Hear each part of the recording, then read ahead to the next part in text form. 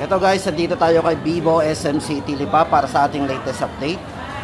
Ito guys, ang ating update ngayon kay Vivo. Guys, sa mga naghahanap nga pala ng mga flagship po ni Vivo, ito yung kanilang Vivo V40 5G guys. Guys, ito bago tayo pumunta doon sa kanilang mga entry level, yan guys, sa mga naghahanap ng budget phone dito kay Vivo. Ito guys, pakita ko muna sa inyo yung kanilang top of the line o yung kanilang flagship phone. Kasi guys, yung kanilang flagship phone dito, yung kanilang Vivo V40 5G, para po sa dalawang variant dito guys, parehas pong may discount. Meron po siyang less 1,000. Yung kanya pong 256GB na variant, meron siyang 24GB RAM, 256GB ay may less 1,000. 26,999, magiging 25,999 na lang po yon. Then yung isang variant naman po niya na 512GB naman, 29,999 less 1,000, magiging 28,999. Kasi ito, bigyan ko kayo ng idea do sa specs. Ito guys, para sa specs and parameters po nitong si Vivo V40 5G. Yan, kung more on camera po tayo. Yan. Guys, ito yung mga cameras po nito. Lahat ito ay ginamitan ng size all main cameras. So, tapos meron din siyang AI para sa Aura Light Portrait yan.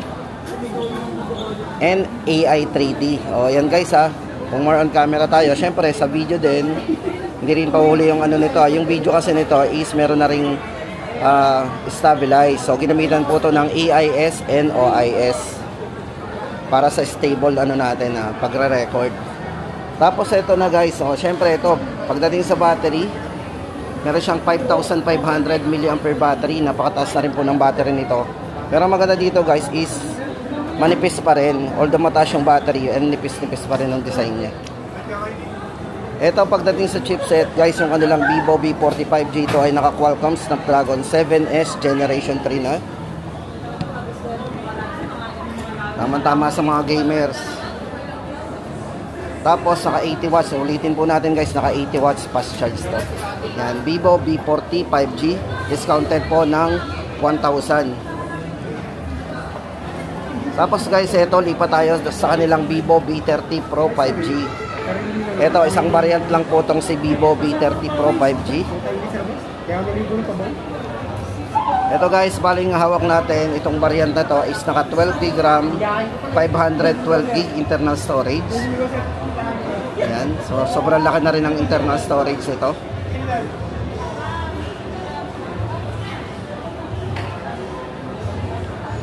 Check din po natin yung camera nito. Lininon po ng camera talaga ni Vivo. Guys, ito kung hanap natin, sa mga nagtatanong nga pala dyan, ang may wide angle na camera. So dito kay Vivo, naka 0.6 yan.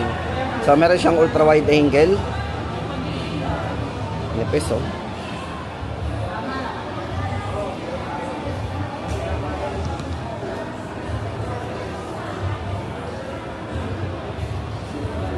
Yan, sa mga mahilig mag-photography guys, tama-tama sa inyo to. Meron siyang portrait, night mode. At syempre guys, meron tong micro movie. So meron tayong pwedeng pagpilian dito. Yan may mga casual, food, travel. Ito guys, para dito kay Vivo V30 Pro 5G. Ito guys ay merong 24 layer protection din. Meron siyang 80 watts fast charge at meron siyang battery na 5,000 mAh battery.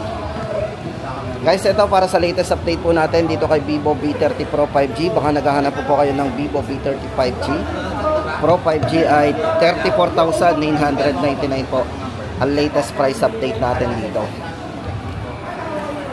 Tapos guys, ito naman yung Vivo V30 5G nila.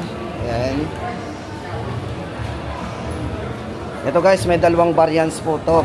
Yung kanilang Vivo V30 5G. Ayan.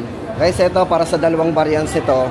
12GB RAM, 256GB, 22,999. Then 25,999 naman kapag 12GB RAM, 512.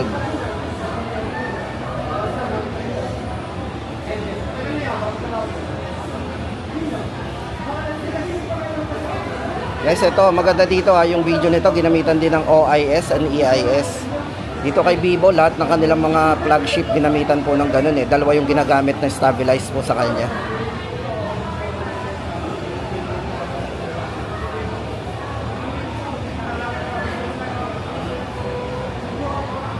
Smooth oh. Ito guys yung video niya, napaka smooth.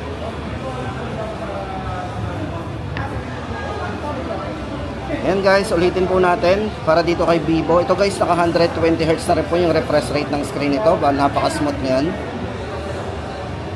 Tapos yung kanyang touch sampling rate nga pala guys, ito. Para po sa touch sampling rate po nitong si Vivo V30 5G. Ito po ay naka hanggang 300Hz po. Yung kanyang touch sampling rate. Ganun siya kataas. Yung nipis po nito, ayan guys, napaka-nipis ito. Ito yung naka 7.45mm para sa kanyang ultra slim 3D curve screen. O yung design niya. Ayan guys, update natin sa presyo. Ulitin po natin. 12GB RAM 256, 22,999. At 25,999. 12GB RAM 512GB. Tapos guys, ito naman ang update natin sa kanilang B30e. Yan, sa B30e 5G po nila. Ito, isang variant lang po to. Naka 8GB RAM, 256GB. Ito guys, para sa kanyang main camera, meron po siyang 50 megapixel po. Para ginamitan po siya ng Sony ultra wide angle. Para sa kanyang ultra wide angle, naka 50 megapixel. Then meron din po siyang portrait system with Aura Light 3.0. Guys, maganda dito sa kay Vivo V30e 5G. Ginamitan to ng 4 nanometer Qualcomm Snapdragon 6 Gen 1 5G chipset na rin. O, di ba? Tapos ito guys is naka 120Hz na rin po yung refresh rate ng screen. Then naka AMOLED display na rin, 3D curve design. Yan guys, para sa latest update natin kay Vivo V30e 5G, 17,999. Tapos guys, ito, punta na tayo doon sa kanilang mga entry level. O ito na, dito na tayo sa kanilang mga budget phone. Ito,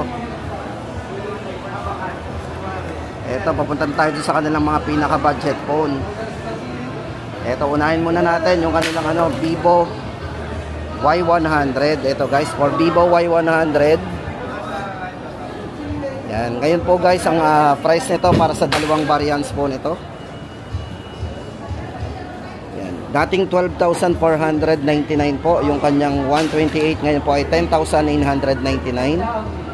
Then yung kanyang 256GB na dating 13,999, ngayon po ay 11,999 na lang. Yan guys, ito para sa specs and parameters po ng Vivo Y100. Guys, ito pagdating sa charging, napakabilis, naka 80 watts po yan, fast charge with supercharged pump. Then maganda dito, meron siyang 2 days battery life. Yung liwanag naman po guys nito is naka 1200 nits na yan. Para sa Ultra Vision AMOLED dots display.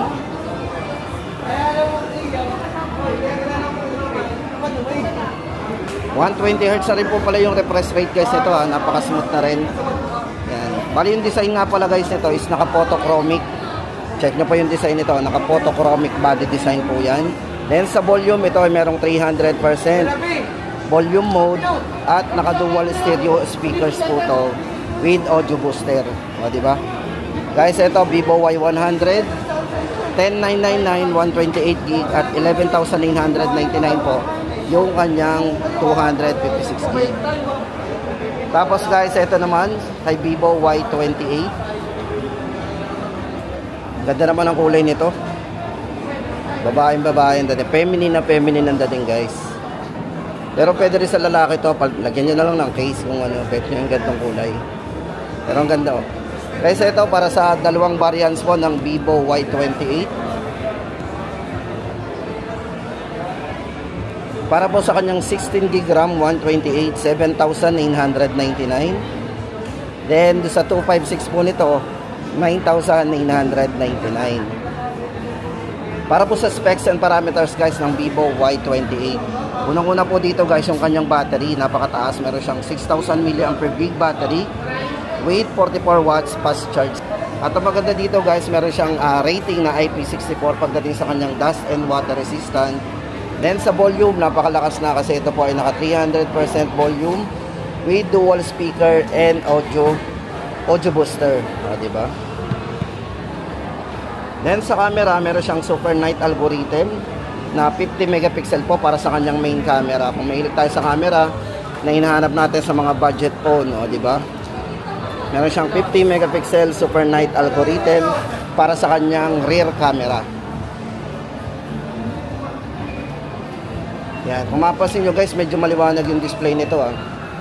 Yan, liwanag po ng display niya kasi ito po ay naka high brightness with eye protection screen. Then naka 90Hz na rin po yung refresh rate nito. Yan. Then sa mga gamer, ito po ay naka multi turbo 5.5 na. Di ba? Yan guys, update natin dito kay Vivo Y28. Then yung kanilang Vivo Y18, ito na guys, sa mga naghahanap ng entry level o yung mga budget phone pa rin. Ito kay Vivo Y18, may dalawang variants din po to. Ganda ng design, no? Check po natin yung design. Guys, ito para sa dalawang variants po nito, yung kanyang 12GB RAM 128, 6,499. Then yung kanyang 256GB. Guys, ito good news, yung kanyang 256GB, dating 7,999, less 500, magiging 7,499. Naka 16GB RAM 256 na po yan. Ito guys, para naman sa kanyang specs and parameters. Ito, meron siyang multi-style portrait night camera. 840 nits po para sa kanyang high brightness durable display. At syempre guys, equip na rin daw ng IP54 para sa dust and water resistant. 5,000 mAh battery, pang all day battery. At syempre guys, hindi lang yan.